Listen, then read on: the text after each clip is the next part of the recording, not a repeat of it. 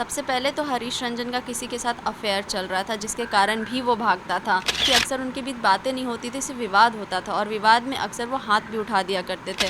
मेरी बहन को उन्होंने बोला कि हम एक नई शुरुआत करते हैं, तुम दिल्ली आ जाओ, हम वहाँ से साथ में रहेंगे और साथ में कमाएंगे। हाँ, मेरे को तो लग रहा है कि वो उसको किसी चीज़ से उसको दम घोटा गया, अच्छी तरह से, बुरी तरह से दम। डॉक्टर अभयानंद सिंह को फ़ोन किया कि ऐसा ऐसा बात है, आप आ रहे हो कि नहीं आ रहे हो, नहीं तो मैं आपके बेटे पे केस कर लूँगा। उसने ये डायरेक्ट ये बोला कि तुमको जो कबारना है कबार लो, मेरा कुछ नहीं कर सकते हो, ना तुम मेरे बेटे का कर सकते हो। अभी हम मौजूद हैं निशा रंजन के घर पे, जिसकी शादी धूमधाम से 2020 में 16 फरवरी को कर दी गई थी और शादी के 2 साल बाद ये आरोप है कि उसके पति ने उसकी हत्या की और उसे एक सुसाइड का रूप देने का कोशिश किया। निशा के घर में मौजूद है, आप हालत देख सकते हैं कि क्या हालत हो रही है उसकी माँ की।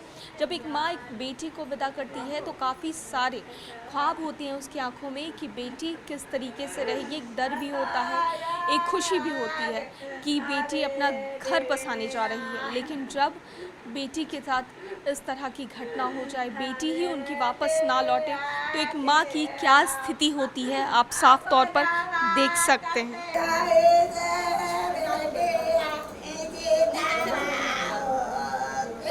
सबसे पहले आपको बता दें कि निशा रंजन को कॉल किया था अंजलि उनकी बहन ने, और उनका फ़ोन जब नहीं उठा तब इन्हें शक हुआ कि आखिर क्या बात है कि उनका फ़ोन लगातार नहीं उठ रहा है, क्योंकि ऐसा कभी नहीं होता था कि उनका फ़ोन वो नहीं उठाती थी। हमारे साथ बात करने के लिए निशा की बहन अंजलि हैं।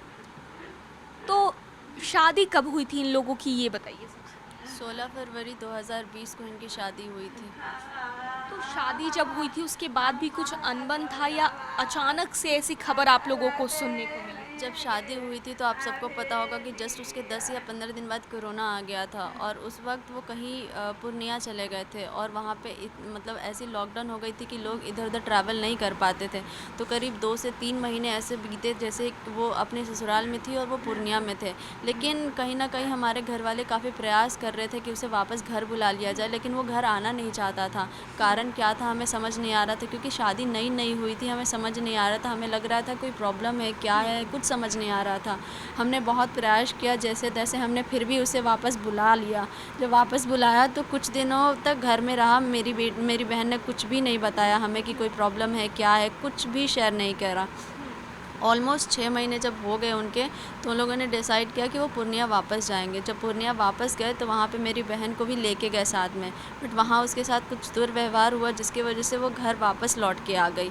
जब वो यहाँ पे आई तो हमने उससे बात विचार की क्या हुआ क्या नहीं हुआ, तो उनके घर वालों ने इस चीज़ का मुद्दा बना लिया और बोलने लगे क्या कि तुम्हारी बेटी भगौरी है, भाग गई है, ये करती है वो करती है, हम इसको नहीं रखेंगे। इस चीज़ का मुद्दा बना लिया उन्होंने, क्योंकि उनको कोई ना कोई कारण चाहिए था बोलने के लिए, और ये उनको सबसे बड़ा कारण मिल गया। उसके बाद हमने जैसे तैसे चीज़ों को सॉर्ट आउट किया, हमने पंचायत बैठाई, बात कराई सबसे, क्या प्रॉब्लम है सामने बोलो, ऐसे पीठ पीछे बातें नहीं होती है। क्योंकि चलो हम ठीक है मिडिल क्लास फैमिली के हैं, हम पुलिस के पास नहीं तो कम से कम पंचायत के पास तो जा ही सकते हैं। पंचायत में उसके बाप ने, उसके बेटे ने, सबने ये सब कबूल किया कि ठीक है ये सही हो जाएगी, लड़की भी अपनी तरफ से कोशिश करेगी, लड़का भी अपनी तरफ से कोशिश करेगा। हालांकि इसमें लड़की की कोई गलती ही नहीं थी, वो उसके साथ दुर्व्यवहार हुआ इसलिए वो वहाँ से भाग के आ गई, लेकिन लोगों ने ऐसा बोल दिया और हमेशा समाज में लड़की को ही झुकना पड़ता है, तो वो अपने घर बचाने के लिए झुक गई। फिर चीज़ें फिर से नॉर्मल होने की कोशिश करने लगी, लेकिन लड़का कभी सुधरने का सोचा भी नहीं था।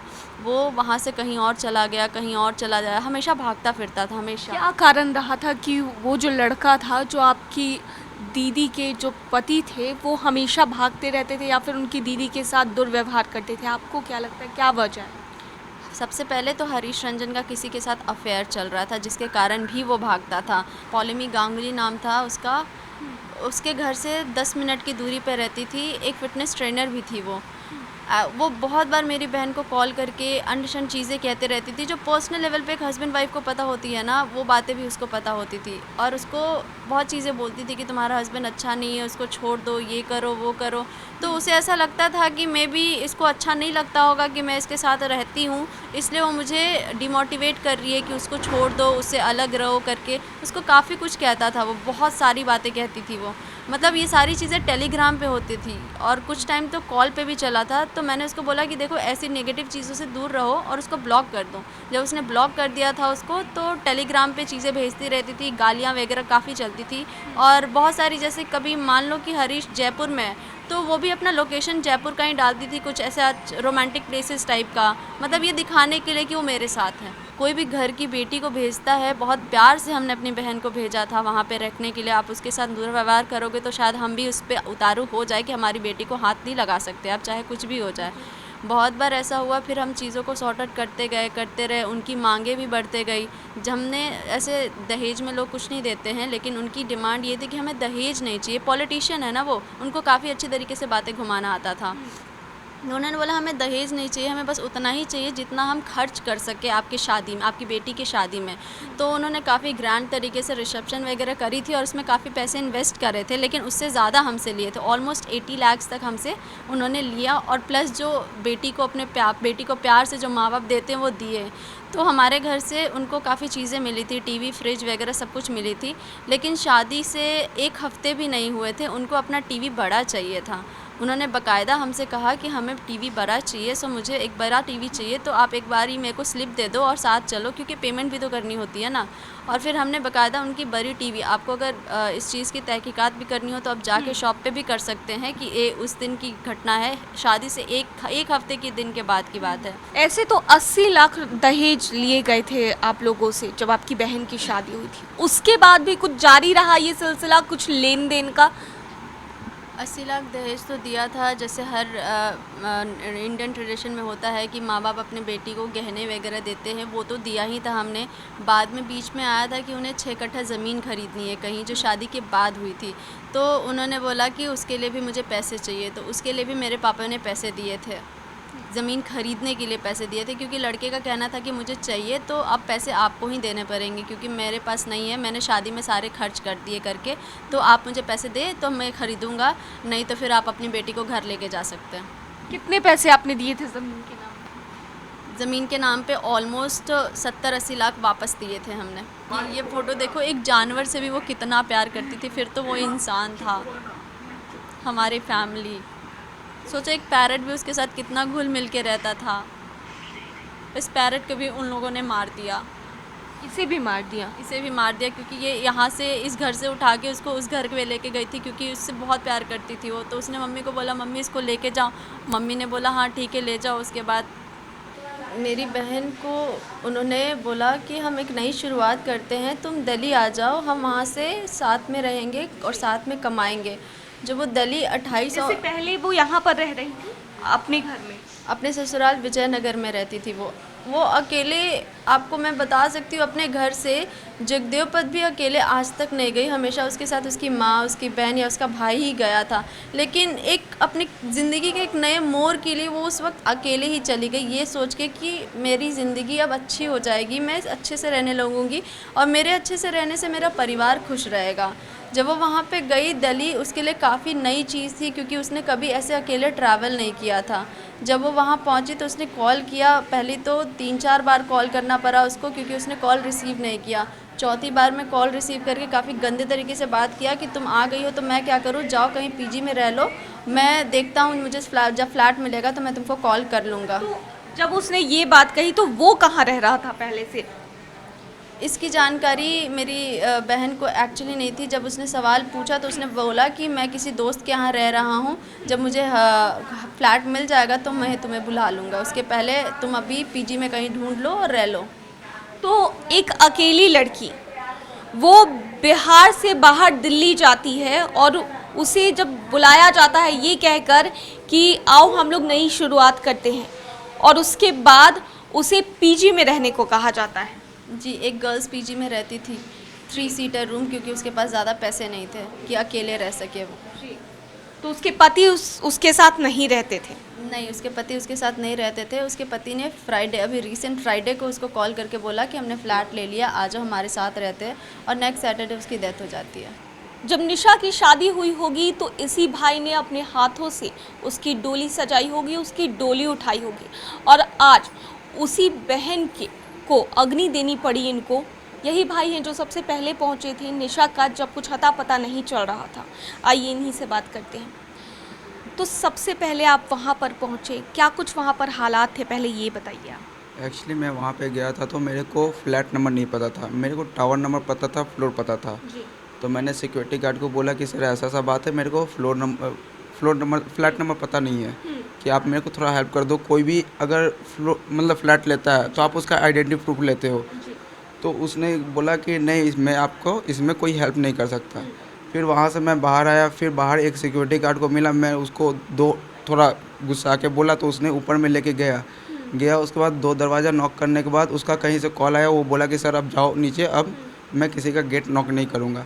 फिर जैसे मैं नीचे आया तो देखा कि हरीश रंजन आ रहा है, घूम के कहीं से आ रहा है। मैंने उससे पूछा कि मेरी बहन कहाँ है, तो उसने डायरेक्ट बोल दिया कि मेरे को नहीं पता, होगी ऊपर ही में। तब बोले तुम कहाँ से आ रहे हो? हम बोले कि वो बोला कि अभी हम घूम के आ रहे हैं। हम बोले कि चलो मेरे पहले बहन से मिलवाओ। उसने डायरेक्ट मना कर दिया कि अभी नहीं मिलवाऊंगा। फिर उसके बाद मैंने उसको ज़बरदस्ती बोला तो अगल बगल देख के उसने फिर मेरे को लेके गया ऊपर लेके गया, अपने बैग से चाबी निकाला, गेट खोला तो पूरा गैस की महक आ रही है। फिर उसके बाद मैंने अपनी दीदी को फ़ोन किया कि दीदी ऐसा ऐसा बात है। तो फिर उसके बाद मैं गया अपनी दीदी से, जैसे बात करने के लिए गया तो गेट जैसे ही खोला तो वो पंखा से झूल रही थी। उसके बाद फिर जब आपने इस तरह की स्थिति देखी अपनी बहन की, उसके बाद फिर आपने क्या किया? उसके बाद मैंने चाकू लिया, उसका जो रस्सी था वो काट के उनको नीचे लेटाया। फिर उनको प्रेस किया कि कम से कम वो उनका सांस आ जाए, लेकिन वो नहीं आ सका। अब जब आप वहाँ पर थाने पर पहुँचे तब क्या कुछ हुआ, ये बताइए। मैं जब थाने पे पहुंचा तो हरीश रंजन को बैठाया गया, बाकायदा मेरे को भी बैठाया गया। उसके बाद उससे पूछताछ किया गया, उसका मोबाइल जब्त किया गया, मेरी बहन का मोबाइल जब्त किया गया, लैपटॉप जब्त किया गया। फिर उसके बाद इसी तरह बैठे हुए थे तो फिर पापा का मैं इंतज़ार कर रहा था, पापा अब आएंगे। पापा 5 बजे के करीब में पापा थाना पे पहुँचे। फिर उसके बाद हम लोग बैठ के इसी तरह बात करते कैसे कैसे क्या हुआ, इसी तरह बात करते करते मेरा उस दिन मूड बहुत ही ख़राब था। फिर उसके बाद मैं चला गया बाहर। फिर उसके बाद पापा ने अंदर थाना में बात की। उसके बाद उसने क्या टॉर्चर करके पापा से क्या क्या लिखवाया मेरे को ये नहीं पता। फिर उसके बाद हरीश रंजन को पैसा हरीश रंजन ने थाना वाला को दिया और वो वहाँ से चला गया। वो किस रिगार्डिंग, जब उस पर सेक्शन लगा हुआ तो आप किस बेसिस पे उसको रिहा कर दिए? हरियाणा पुलिस ने उन्हें रिहा कर दिया। वो वहाँ पे जेल में कैदी में नहीं थे। मैंने उससे पूछा भी हरीश रंजन कहाँ है, तो उसने बोला कि तुमसे और से क्या मतलब।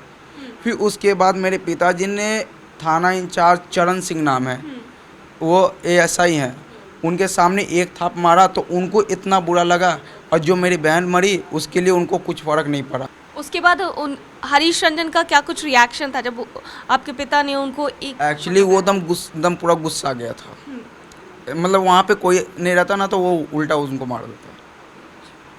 तो इतना कुछ होने के बाद उनका क्या कुछ रिएक्शन निकल कर सामने आया जब आपकी बहन की मौत हो गई? उसके बाद उन लोगों का क्या कुछ कहना था, ये बताइए।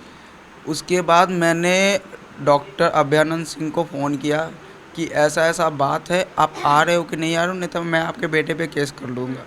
उसने ये डायरेक्ट ये बोला कि तुमको जो कबारना है कबार लो, मेरा कुछ नहीं कर सकते हो, ना तुम मेरे बेटे का कर सकते हो, कि मेरा पहुँच पैरी बहुत ऊपर तक है। हम बोले चलो ठीक है।